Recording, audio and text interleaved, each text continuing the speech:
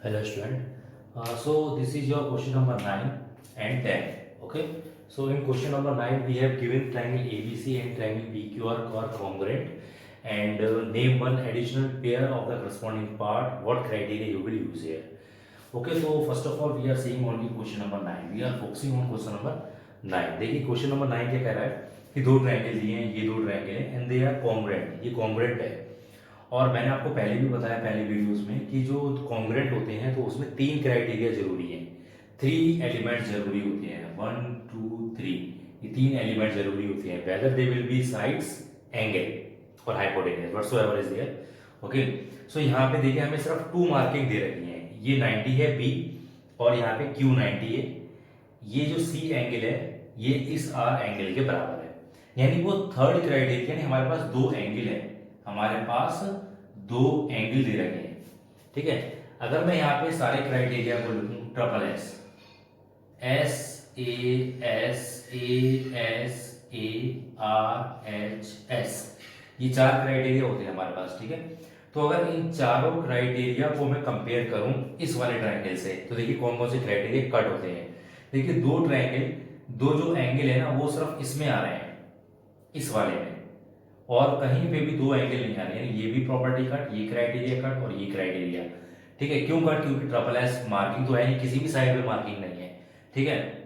यहाँ पे दो साइड है, यहाँ पे दो साइड पे मार्किंग नहीं है, लेकिन दो एंगल है तो ये पॉसिबिलिटी है, इट इज अ पॉसिबिलिटी. हो सकता है कोई भी क्राइटेरिया नहीं लग रहा है तो दो यहाँ पे ए दे रखे हैं, दो ए दे रखे हैं, एक ये बी इसके बराबर है और ये जो सी एंगल है वो आर के बराबर है, और इसमें राइट एंगल तो दे रखा है. ठीक है. लेकिन क्या हाइपोटेनियस, हाइपोटेनियस और ये साइड दोनों साइड ही होती हैं. ठीक है. तो ये दो साइड ही एज्यूम होती हैं, तो यहाँ पे दो साइड तो दे नहीं रखी है, तो ये भी क्राइटेरिया काट, यानी ये बचा सिर्फ क्राइटेरिया. तो इसमें दो एंगल तो आ गए, तो उनके बीच की साइड हमें लिखनी है. ये साइड मतलब उनके बीच की साइड है, तो इस एंगल और इस वाले एंगल के बीच की साइड कौन सी है? बीसी. इस वाले एंगल और इस वाले एंगल के बीच की साइड कौन सी है? R Q. तो हमें इस तरह से लिखना है. ठीक है. तो ये हो गया थर्ड क्राइटेरिया. इस तरह से हम कंपेयर करेंगे. मान लीजिए आपसे क्वेश्चन पूछ जाएगा तो आपको ऐसे ही लिखना पड़ेगा वहां पे. ठीक है. इसमें मार्किंग दे रखी होगी और आपको थर्ड क्राइटेरिया भी यहाँ पे आपको बताना होगा. तो जो हमारा थर्ड क्राइटेरिया हो गया, यानी जो थर्ड एलिमेंट हो गया वो हो गया हमारे पास हियर, यहाँ पे हम लिखना पड़ेगा. ठीक है. Additional, additional.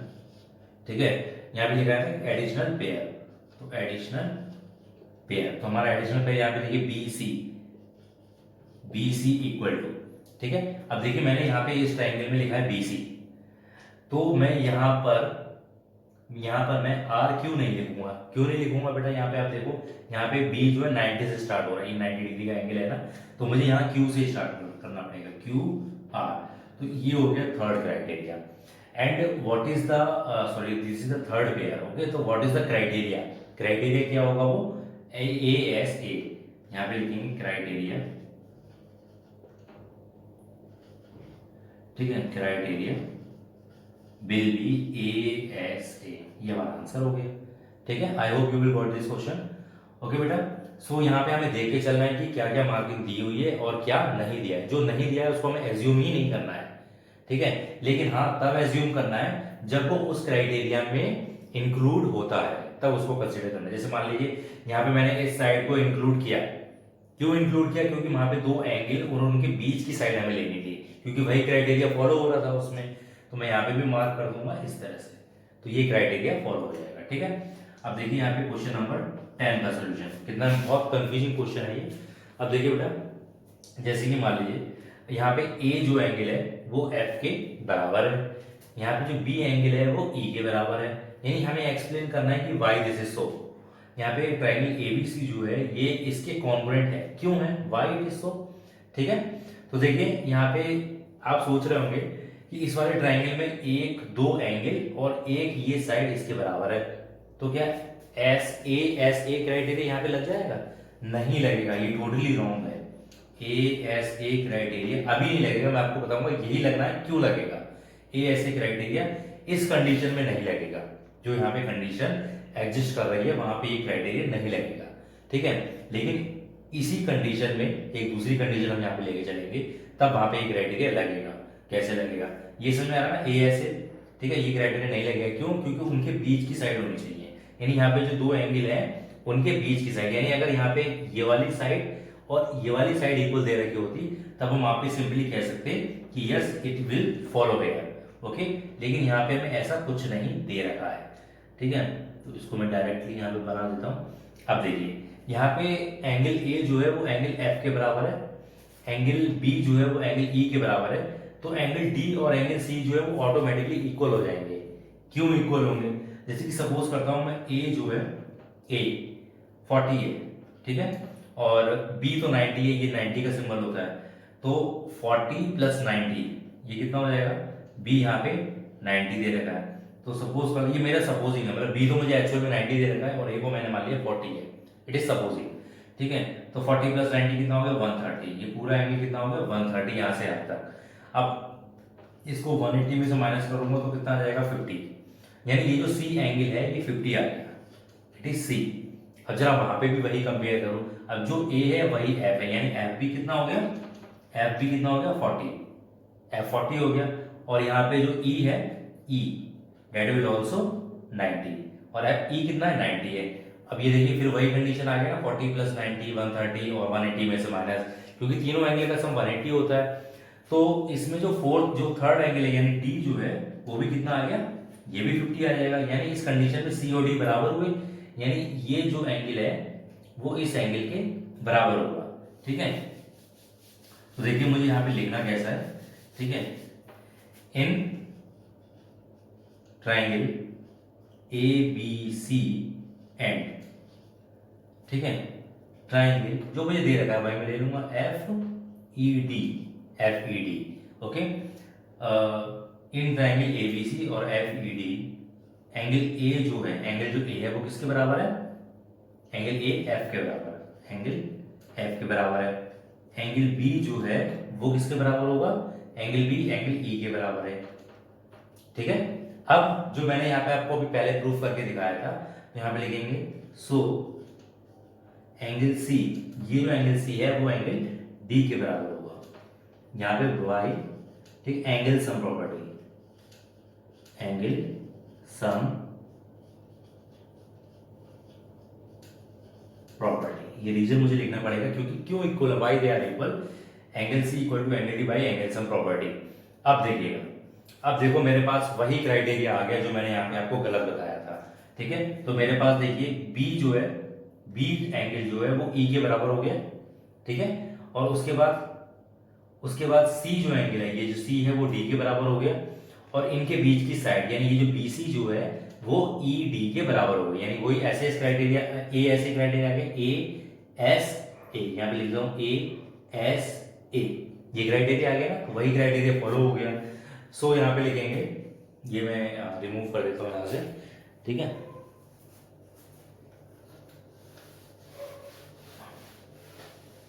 ये देखिएगा, ओके, सो इन ट्राइंगल, ठीक है, नाउ यहाँ पे आप लिखेंगे एंगल, अब देखिए हम स्टार्टिंग से, अब एंगल बी जो है, एंगल बी किसके बराबर होगा उधर, एंगल ई के बराबर, तो यहाँ पे हो जाएगा ईच 90 है, ये 90 का दे रखा है, ठीक है, उसके बाद इस वाले ट्राइंगल में लिखना है पहले मुझे, ठीक है, एंगल जो सी है, एंगल सी किसके बराबर है, एंगल सी एंगल डी के बराबर है, ये मैंने प्रूफ किया है ऊपर, प्रूफ एबव, ठीक है, ये मैंने ऊपर यहाँ पे प्रूफ किया, आपको समझ में आएगा ना कि ये सी और डी बराबर क्यों होंगे, ठीक है। देखिए मुझे यहाँ पे ना कोई भी साइड, सिर्फ इस वाली दो साइड को छोड़कर और कोई साइड दे नहीं रखी थी, तो मैं और कोई साइड ले भी नहीं सकता, ये मेरी मजबूरी है, it is my compulsion to take only this side B C and E D, इसके अलावा कहीं और मार्किंग करी होती तो वो भी साइड मुझे लेनी पड़ती, ठीक है, लेकिन 3 से ज्यादा ना हो जाए एलिमेंट, ठीक है, तो बी सी मुझे ये साइड पे मार्किंग है तो मुझे ये वाली साइड ही लेनी पड़ेगी, ठीक है, इसलिए मैंने, अब देखिए यहाँ पे जो एंगल सी है वो एंगल डी, ये प्रूव डेवलप किया, अब उसके बाद ये साइड हो गई B C equal to B C, देखिए बीच की साइड आ गई ना, दो एंगल के बीच की साइड, तो यहाँ पे हो जाएगा बी सी और यहाँ पे हो जाएगा ई डी, ठीक है, ये गिवन हो गया, ठीक है, तो यहाँ पे हो जाएगा so triangle A B C congruent to triangle F E D by ASA। बस इतना हमें रीजन देना था, ये रीजन है कि वाई दे आर इक्वल, ठीक है, ये दोनों कॉन्ग्रुएंट क्यों है, बस हमें इतना रीजन देना था। ये आप समझिए, दोबारा इसको वीडियो को पॉज करिए, बार बार देखिए क्वेश्चन को, because this question is very important. This 9 and 10 are question very important. Hello student. We are doing chapter 7 congruency of class 7. Here I am taking some example. This is the example 2, page number 141. Try these. This is the example 2. This is the example 1 and example 2 of try these on page number 143. Okay, so first of all we will solve this question. It is given that in the figure, the opposite figure we have given AB equal to AC. AB equal to AC. देखिए जो भी हमें information इसमें given होगी questions में, उसको हम mark करेंगे, ठीक है। तो देखिए मार्क कैसे करेंगे, AB और AC बराबर है, तो मैंने यहाँ पे AB और AC को इस तरह से मार्क कर लिया। अब क्या लिखा, D is the mid point. देखिए मिड पॉइंट, इस लाइन को मैं अंडरलाइन करता हूँ। मिड पॉइंट का मतलब क्या होता है, ये जो BC लाइन है ये D मिड पॉइंट है। D मिड पॉइंट होने से क्या हो गया कि ये जो साइड है वो इस साइड के इक्वल आ गई, यानी यहाँ पे BD जो है that will be equal to CD के बराबर हो गई। Okay, now state the 3 pairs of equal part in triangle ADB and ADC। 3 equal parts हमें लिखने हैं, ठीक है। कॉन्ग्रुएंसी को प्रूफ करने के लिए वी शुड हैव 3 पार्ट्स, ठीक है। या तो वो ट्रिपल एस, जैसे कि कल मैंने आपको प्रॉपर्टीज भी बताई थी, ठीक है, S triple S SAS RHS ASA, ठीक है। These are the 4 criteria from which we can solve a particular question. इस कॉन्ग्रुएंसी में ये 4 क्राइटेरिया लगेंगे, तो इन चारों में आप देख रहे हैं ना 3-3 पार्ट है, 1 2 3 1 2 3 1 2 3 1 2 3, 3-3 पार्ट है सभी में। तो कॉन्ग्रुएंसी को प्रूव करने के लिए भी हमारे पास 3 पार्ट होने चाहिए, लेकिन यहाँ पे कितने पार्ट दे रखे हैं मैंने उसमें भी मार्क कर दिया है, 2 पार्ट दे रखे हैं। एक तो AB जो है वो AC के बराबर है और BD जो है वो CD के बराबर है, लेकिन वो तीसरा पार्ट क्या होगा, what will be the third part, because we have to state 3 parts, ठीक है। तो 3 पार्ट्स क्या होगा, हम इजीली फिगर में देख सकते हैं कि जो साइड AD है that is common in both. AD जो साइड है वो दोनों में कॉमन है।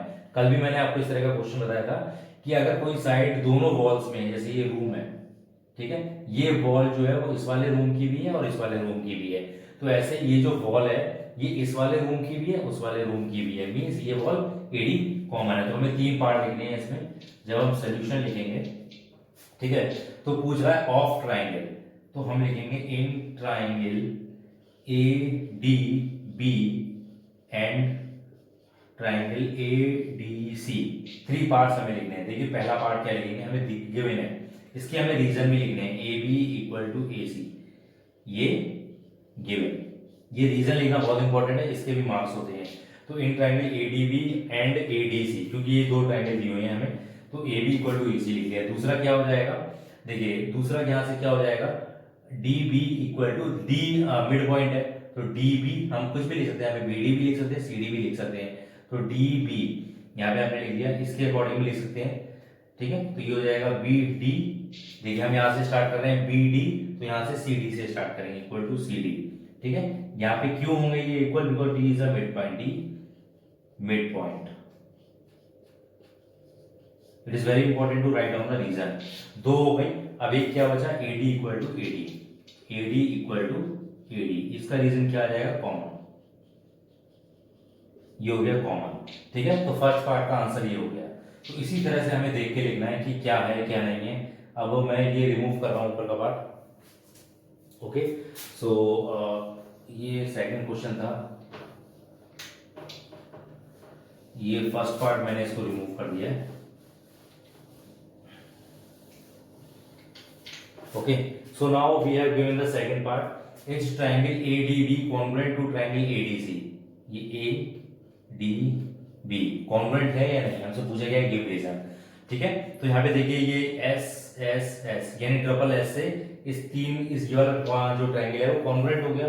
तो यहाँ पे जो हमारा सेकंड पार्ट है यहाँ पे लिखेंगे यस, ठीक है, triangle ADB congruent to triangle ADC। अब गिव रीजन है, किससे होगा ये रीजन में हमें इसका क्राइटेरिया लिखना है, तो बाय ट्रिपल एस से ये कॉन्ग्रुएंट हो गया, ठीक है। अब जो हमारा थर्ड पार्ट है, ठीक है, जब भी दो ट्राइंगल कॉन्ग्रुएंट होते हैं आपस में, मींस ये ट्राइंगल इस ट्राइंगल के बराबर है, तो उसके पार्ट्स भी इक्वल होते हैं, साइड तो इक्वल है और एंगल भी बराबर होंगे, यानी ये वाला जो एंगल है वो इस एंगल के बराबर होगा, ये एंगल इस एंगल के, ये वाला एंगल इस एंगल के बराबर होगा। ओके, सो हमसे पूछा जा रहा है थर्ड पार्ट में, is angle B equal to, तो यस लिख देंगे, yes angle B equal to angle C. ठीक है, तो ये हो जाएगा बाई, तो वाई का मतलब क्या है, बाई सीपीसीटी, सीपीसीटी। ठीक है, इसका मतलब होता है congruent part, congruent part of congruent triangle, congruent triangle. ठीक है, congruent part of congruent triangle. तो इस तरह से हमारा सॉल्यूशन होगा क्वेश्चन नंबर 2 का। ठीक है, तो आपको समझ में आ गया होगा कि ये तीनों साइड हमने कैसे यहाँ पे लिखी है। तो तीनों side A B equal to, इसी गिवन था हमें क्वेश्चन में। ये वाली साइड हमने क्यों लिखी, क्योंकि D is a mid point, D एक मिड पॉइंट है, D is a mid point, और एडी इक्वल टू एडी ये कॉमन हो गया। ठीक है, AD equal to AD is common, ये कॉमन है। तो हमें तीन पार्ट, कॉन्ग्रुएंसी को जब भी हम प्रूव करेंगे तो we have to write down 3 parts, हमें 3 पार्ट ही लिखने हैं, 3 से कम नहीं ना 3 से ज्यादा। Okay, so now we have given the 143 पे फर्स्ट क्वेश्चन दिया हुआ है इसका।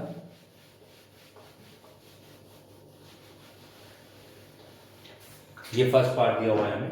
ठीक है, 143 पे ये फर्स्ट है। अब देखिए कितना सिंपल है, which angle include between side DE and EF of triangle DEF. ठीक है, कोई ट्राइंगल है डीईएफ, इन दोनों के साइड्स का बीच का एंगल, तो यहाँ पे कोई वर्टेक्स कॉमन लग रहा है, क्या कॉमन है, ई कॉमन है, तो एंगल क्या हो जाएगा, एंगल इज ई। बस इस तरह से लिखना है, ये आंसर हो गया। जो भी कॉमन है, जैसे ई यहाँ पे भी आ रहा है, ई यहाँ पे भी आ रहा है, तो ई इज द एंगल। ठीक है, अब देखिए सेकंड क्वेश्चन देखिएगा इस तरह से। अभी लिखा है भाई applying S triangle P Q R is congruent to triangle F E D given that P Q equal to F E और R P equal to D F. तो व्हाट एडिशन, देखिए हमारे पास दो यहाँ पे क्राइटेरिया गिवन है, एक P Q, देखिए दो साइड गिवन है सिर्फ। ठीक है, एक क्राइटेरिया ये है और एक क्राइटेरिया, ये दो है, हमारे पास कितने पार्ट होने चाहिए, वी शुड हैव 3। अब देखिए ये जो हमें ट्रायंगल्स दिए हुए हैं, पहले हम इसको बना लेते हैं। जैसे पहला ट्रायंगल दिया हुआ है, first triangle we have given, पहला ट्रायंगल कौन सा है, पी क्यू आर, तो यहाँ पे लिख लेंगे पी क्यू आर। और दूसरा जो ट्रायंगल दिया हुआ है, ठीक है, सेकंड ट्रायंगल दिया हुआ है F E D, F E D. देखिए ये जो दिया हुआ है ना पी क्यू आर, तो मैंने यहां से स्टार्ट किया है पी क्यू आर, तो मुझे भी ऊपर से स्टार्ट करना पड़ेगा एफ ई डी। अगर मैं एफ यहां से अगर स्टार्ट करता हूं तो वो क्वेश्चन गलत हो जाएगा, मेरा फिगर गलत हो जाएगी। ठीक है, अब देखिए जो मुझे मेंशन है वो मैं इस पे मार्क कर लिया, जैसे पी क्यू एफ ई के बराबर है, मतलब इस ट्रायंगल से उस ट्रायंगल पे जंप करना है। ये जो पी क्यू है वो किसके बराबर है, एफ ई, ये हो गया एफ ई के बराबर है। दूसरा क्या लिखा है, R P equal to R P, ये जो आर पी है ये किसके इक्वल टू, डी एफ के बराबर, यानी इसके बराबर हो गया। ठीक है, पहले वाले पे पहला मार्क, दूसरे वाले पे दूसरा मार्क कर दिया। अब वो थर्ड क्राइटेरिया क्या होगा, देखिए हमें कौन सी क्राइटेरिया दिया हुआ है, एस ए एस क्राइटेरिया दिया है। ये क्या है, साइड, तो एक साइड कट हो गई, ये क्या दूसरी साइड, तो दूसरी साइड कट हो गई, तो बचा क्या सिर्फ एंगल, यानी इन दोनों साइड के बीच का एंगल। अब हमें क्यू और आर पे नहीं जाना है, इन दोनों साइड के बीच का एंगल देखिए कहां पे मीट हो रही है, ये दोनों साइड पी में मीट हो रही है, तो एंगल यहाँ पे क्या हो जाएगा पी, और यहाँ पे कौन सा हो जाएगा एंगल एफ, ये हो गया आंसर। ठीक है, एस ए एस यानी साइड इंक्लूडिंग एंगल, दोनों साइड के बीच का एंगल। ठीक है, तो इन दोनों साइड के बीच का एंगल कौन सा होगा, पी, इन दोनों साइड के बीच का एंगल क्यू, इन दोनों साइड के बीच का एंगल आर। ऐसे यहाँ पे इन दोनों साइड के बीच का एंगल एफ, इन दोनों साइड के बीच का एंगल ई, इन दोनों साइड के बीच का एंगल डी। तो इस तरह से हमें यहाँ पे करना है इस क्वेश्चन को। ठीक है, do the practice of these questions.